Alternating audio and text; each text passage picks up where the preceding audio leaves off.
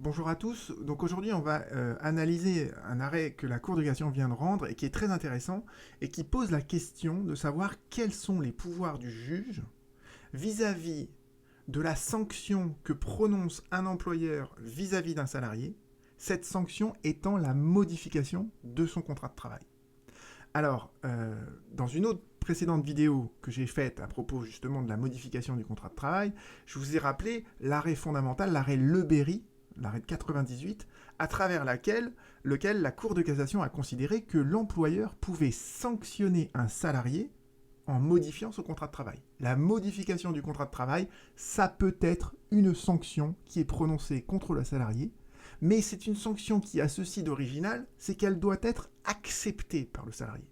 Parce que comme on modifie le contrat, eh bien, il faut bien qu'il y ait un échange des consentements, et donc il faut bien que le salarié accepte cette sanction. C'est la seule, dans l'échelle des sanctions de l'employeur, c'est la seule sanction qui doit être acceptée par le salarié.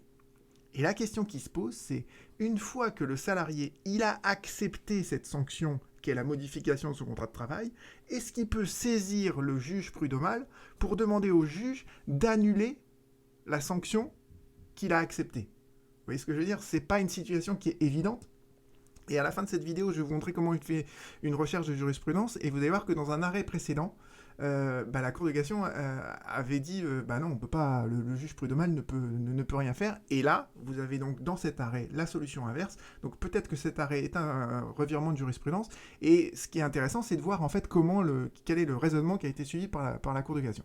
Donc la Cour de cassation, comme c'est un arrêt donc qui est rendu au regard du pouvoir du juge en matière de contrôle du pouvoir disciplinaire de l'employeur, il vise évidemment les deux articles du Code du travail qui nous intéressent, qui sont les articles 1333.1 et 1333.2. Je vous les rappelle brièvement, d'accord. 1333.1 nous dit que le juge prud'homal, il apprécie deux choses: la régularité de la procédure qui a été suivie, sur laquelle je reviendrai, je vous ferai une autre vidéo sur le pouvoir disciplinaire de l'employeur, et d'autre part, donc il regarde la régularité de la procédure, et aussi si la sanction, elle est justifiée. Est-ce que les faits reprochés aux salariés sont de nature à justifier la sanction qui a été prononcée?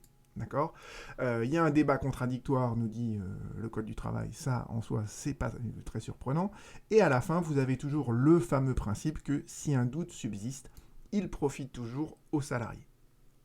Et quels sont les pouvoirs du juge? Les pouvoirs du juge, ils sont définis dans l'article 1333.2, qui nous dit la chose suivante: le Conseil de prud'homme, il peut annuler une sanction. C'est le seul pouvoir qu'il a.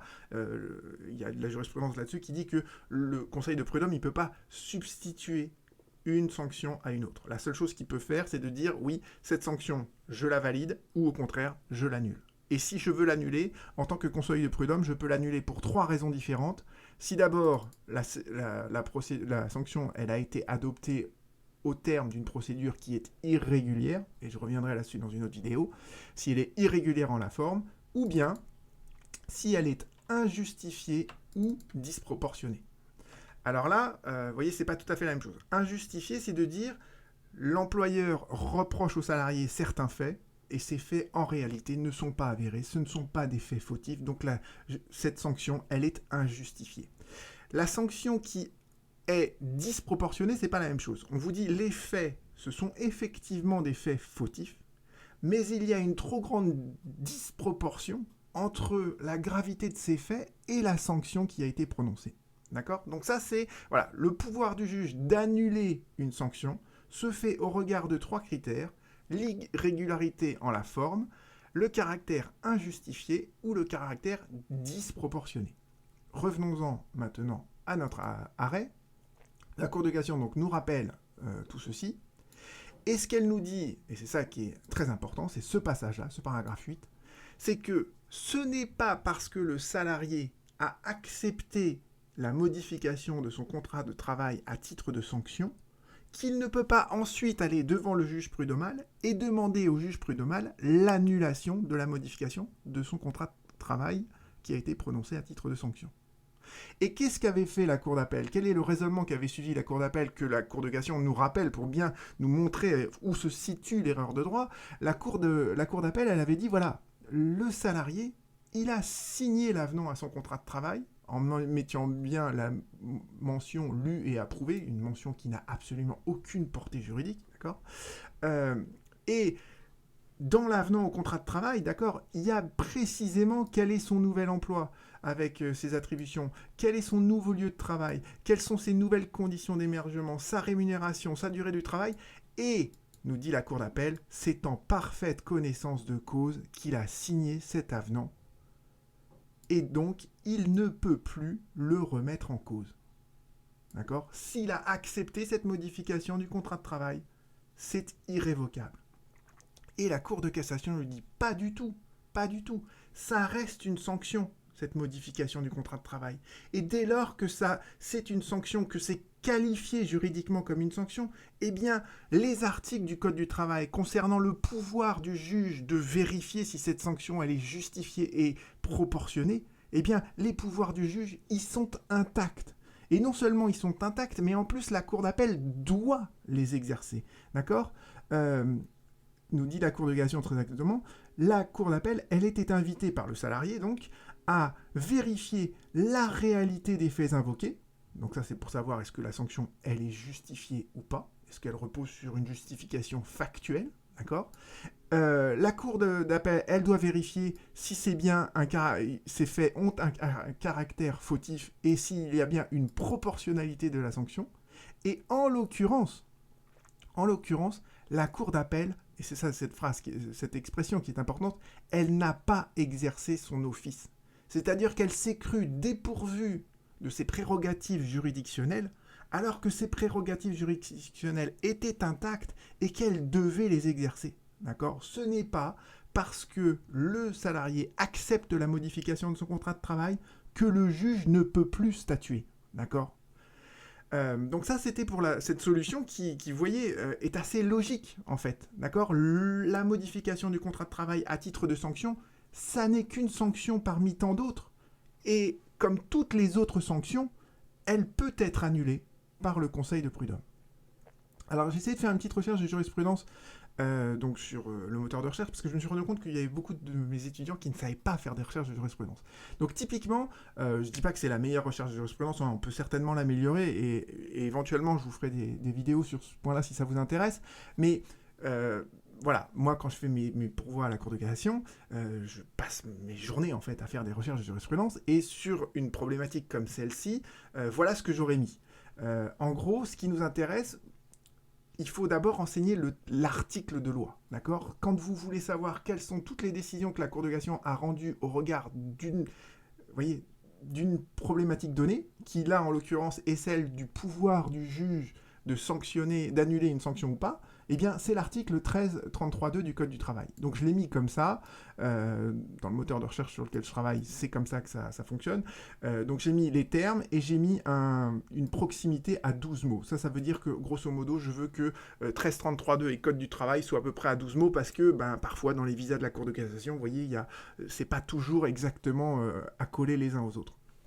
Et d'autre part, je voulais donc 1333.2, ça me définit juste quels sont les pouvoirs du juge d'annuler une sanction ou pas.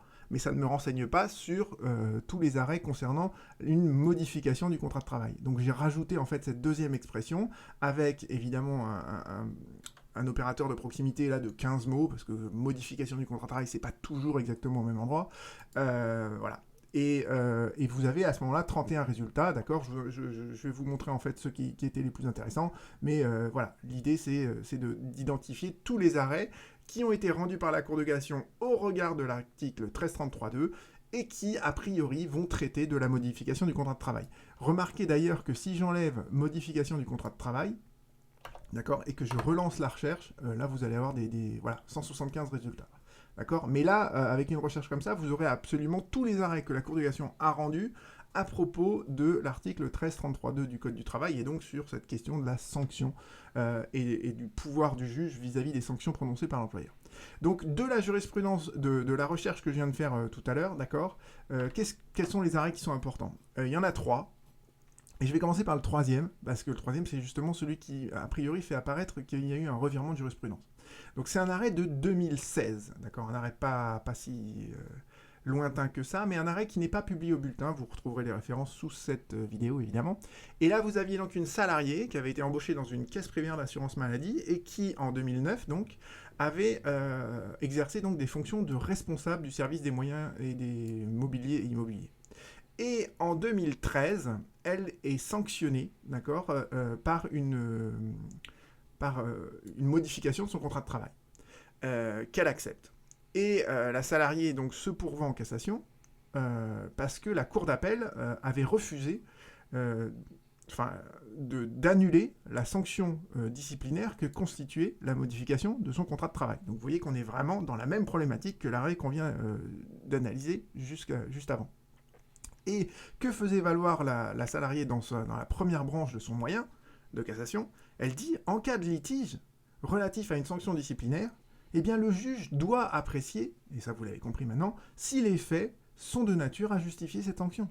Et c'est effectivement la règle qui est posée par l'article 1333.1 et 1333.2 du Code du travail. Deuxième branche du moyen, qui est aussi très intelligente, l'acceptation par le salarié d'une modification de son contrat de travail, d'accord, nécessite une manifestation claire et non équivoque de sa volonté. Et que répond la Cour de cassation? Et sa réponse est très très décevante. Elle dit « La modification du contrat de travail par l'employeur, pour quelque cause que ce soit, nécessite l'accord du salarié. » Ça, c'est le principe de l'arrêt Le Berry et des arrêts de 96 et de l'arrêt Raquin de 87, d'accord. Dès qu'il y a modification du contrat de travail, il faut l'accord du salarié. Et la Cour de cassation en déduit quoi? Que, eh bien, la salariée n'avait pas évoqué l'existence d'une sanction disciplinaire, parce que c'est vrai que quand on modifie le contrat de travail, forcément, ça diminue généralement la rémunération du salarié. Donc la salariée qui n'avait pas évoqué l'existence d'une sanction disciplinaire, ça ne nous intéresse pas beaucoup, avait donné son accord à la modification de son contrat de travail. La Cour d'appel a rejeté à juste titre sa demande d'annulation de la sanction disciplinaire. Donc vous voyez qu'à travers cet arrêt de 96, la Cour de cassation laisse apparaître l'idée que si le salarié accepte la modification de son contrat de travail à titre disciplinaire, eh bien, il ne peut pas ensuite demander l'annulation de cette sanction.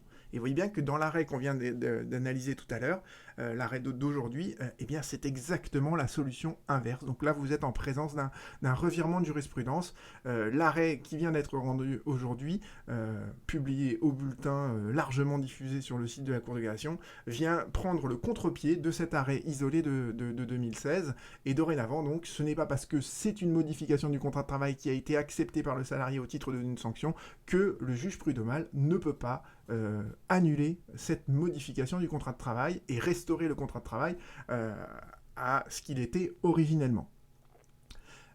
Il y a deux autres arrêts qui me semblent assez intéressants que je voudrais brièvement évoquer avec vous pour vous montrer que la question en fait de la modification du contrat de travail, elle n'est pas toujours de nature disciplinaire et c'est pas toujours en fait une sanction.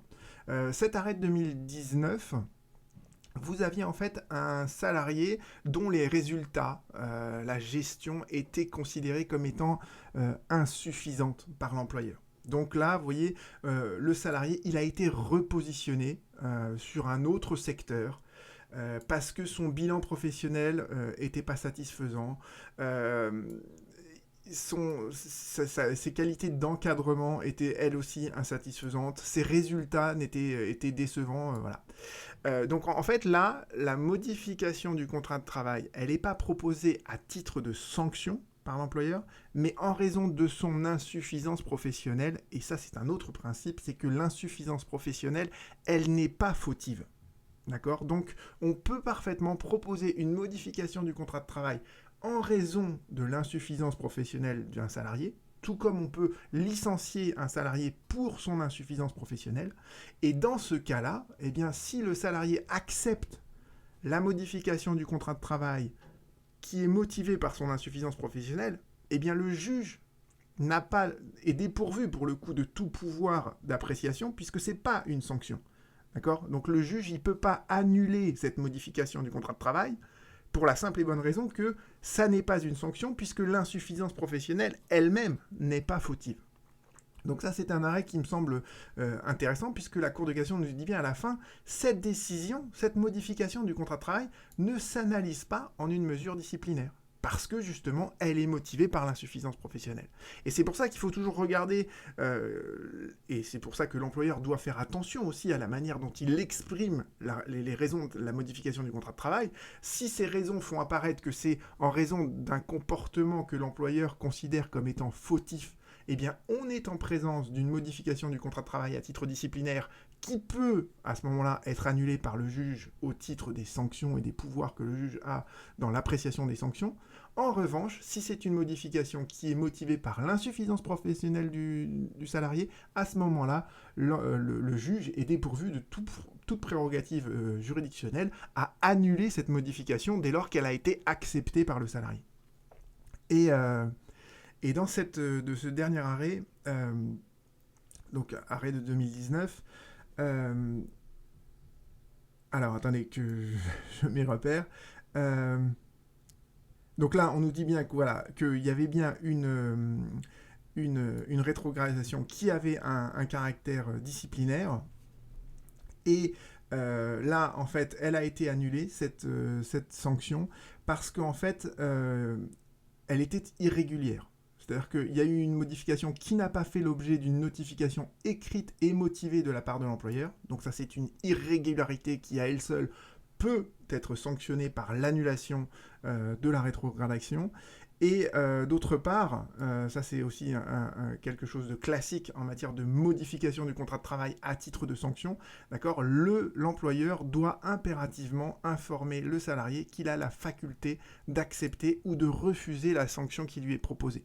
D'accord, donc pour ces deux raisons différentes, là la Cour d'appel, elle a annulé la rétrogradation, la modification du contrat de travail qui avait été fait à titre de sanction. Donc voilà, ça vous donne un petit aperçu de cette nouvelle décision de la Cour de cassation qui est intéressante, de comment elle s'inscrit dans le temps et de comment on peut faire une recherche de jurisprudence à partir des différents moteurs de recherche, celui que j'utilise étant en cours de développement, on va dire. Je vous en dirai plus bientôt. À bientôt.